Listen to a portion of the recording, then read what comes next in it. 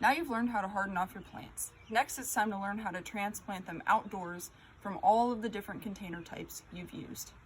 So now that your plants are hardened off and they're ready to be moved outside, you have to find a nice spot for them to be able to be transplanted into. We've showed you how to prep a garden bed for them, and if you're going to move your plants directly into the ground, you need to make sure that you first work the soil very well so that it's very loose, meaning that the plants are able to have their roots grow out because there'll be space available to them. Whereas if the soil is tightly packed, the roots are going to have a lot of competition trying to push through all of that hard soil. We, however, are moving ours into a pot that already has potting soil in it. So it's nice and loose and it's able to provide a great spot for our plants to be able to grow. So the first thing that we do is we go ahead and make a hole in the soil that will fit the size of the plant that we're moving into it. It's okay to do a little bit too big because you can fill it back in. Next, what I'm going to do is pop one of my little plants out of the seed starter, like so. Now, this guy's roots are not too deep.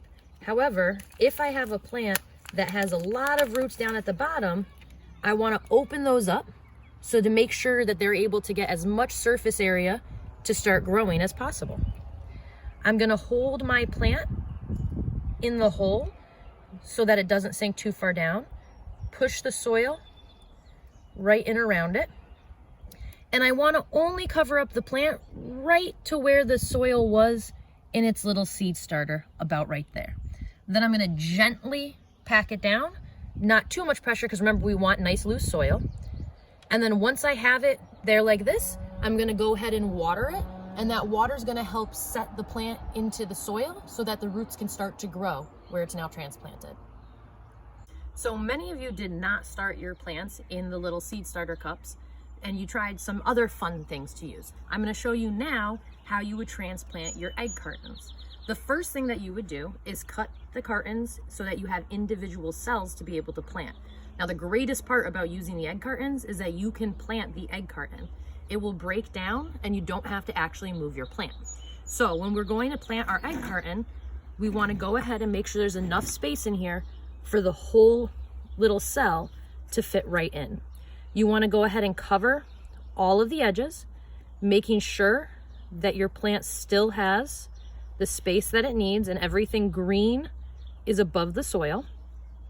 And you'll see the carton in the soil for probably about a month, but eventually it will completely break down.